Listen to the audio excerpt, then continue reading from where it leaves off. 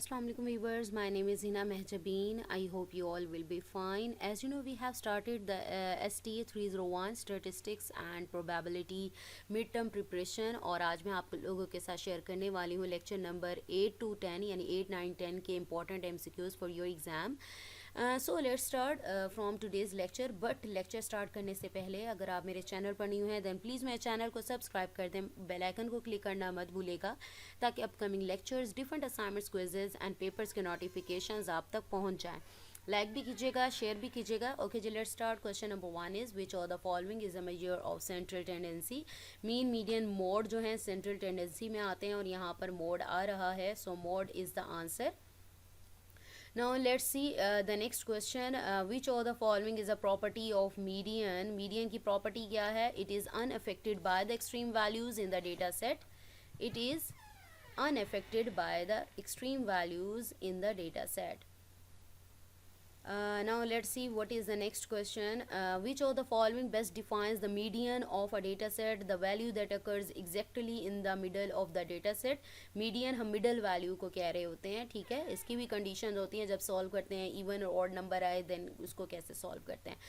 What is the arithmetic mean? The sum of all the data points divided by the number of data points, यानी sum of values, जितनी भी values हैं उनका जो sum है उन्हें plus करके divide करते हैं number of values यानी उनकी तादाद से.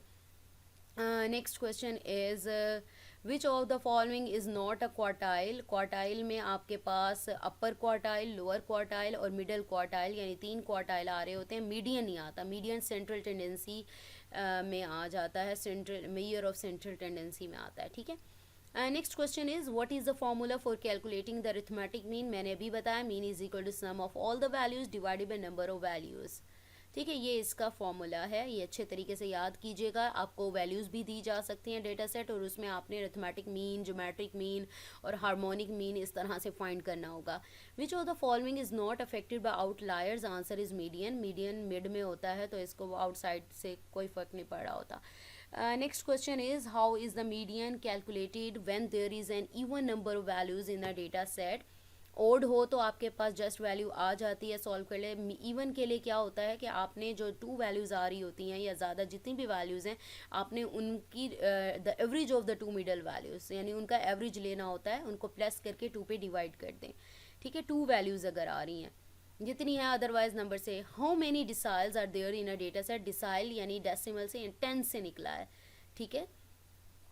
Next question is which type of data is required for geometric mean. Answer is ratio data, ठीक है. रेशो डेटा चाहिए होता है इसके लिए. और यहाँ पर आ जाए what is the median of the following data set. पहले मीडियन के लिए तो हमें असेंडिंग ऑर्डर में इसे अरेंज करना पड़ता है, लेकिन अगर आप देखें तो आपका ये असेंडिंग ऑर्डर ये छोटे से बड़े की तरफ ही अरेंज है. अगर अरेंज ना हो, आपको डेटा सेट गिवन हो, पहले अरेंज कीजिएगा देन आपने मीडियन निकाला. और मीडियन मिडल वैल्यू को कहते हैं. अगर मैं 2 वैल्यूज़ इस साइड से स्किप कर दूँ और 2 इस साइड से स्किप कर दूँ तो मिड में मेरे पास मिडल वैल्यू जो है वो 6 बच जाती है. So the median is 6. Remember that अगर अरेंज फॉर्म में असेंडिंग ऑर्डर में नहीं है तो पहले आप उसे अरेंज करेंगे देन इसमें से मीडियन निकालेंगे. The 25th percentile is also known as P25, ठीक है. 50 होता तो 50 कर देते हैं हम. Next question is how is the geometric mean calculated for a data set with n values. यानी nth रूट लिखी जाती है, यानी जितनी वैल्यूज़ हैं उनकी रूट बनती है. nth root of the product of n values. Next question let's see what are quartile.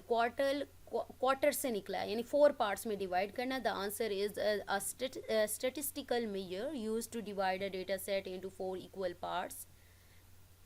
I think it was last question. So we have completed our today's lecture that was about STA 301 quiz from lecture number 8 to 10 means 8, 9, 10. I hope ये lecture आप लोगों के लिए helpful होगा. इसके साथ साथ quiz 1 और quiz 2 जो recent आप लोगों ने किया उसको भी देख लीजिएगा. और calculations का मैंने बता दे इस तरह से formulas वाले जो हैं formulas वगैरह याद कीजिएगा. आपको data set कोई भी देकर उसे solve करने के लिए दिया जा सकता है. So मुझे अपनी दुआ में याद रखिएगा, अपना ख्याल रखिएगा. Take care. अल्लाह हाफिज़.